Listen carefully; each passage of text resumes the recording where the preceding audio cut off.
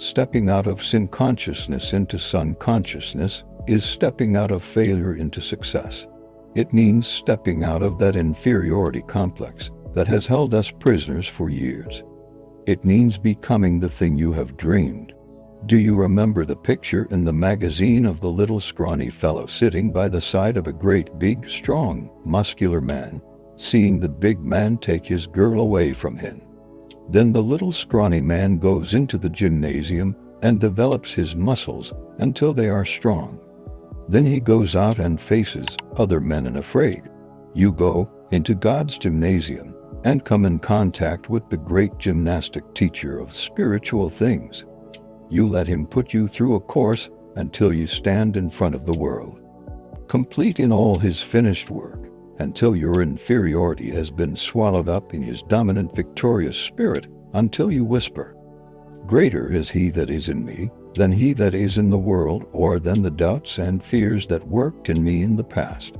I have a master now who is building me up instead of the master who kept me in bondage, who kept me down. I walked in failure for years.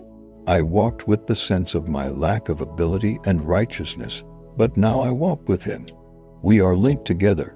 I am breathing in the courage of his tremendous personality. I am filled with his ability. I say goodbye to the dark, unhappy days of the past.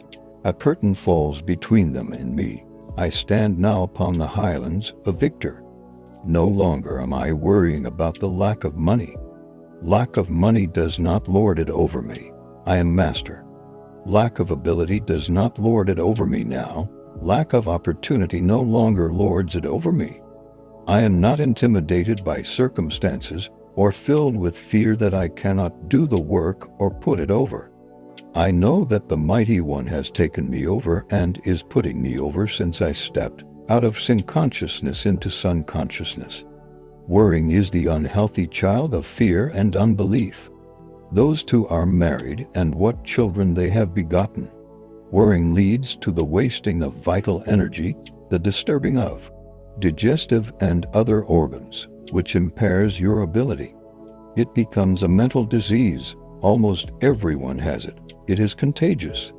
It leads to all kinds of physical and mental disorders. Its cure is simple. Trust in the Lord with all thy heart, and lean not upon thine own understanding. In all thy ways give him his place, and he will direct thy paths. Or, casting all your anxiety upon him, for he careth for you.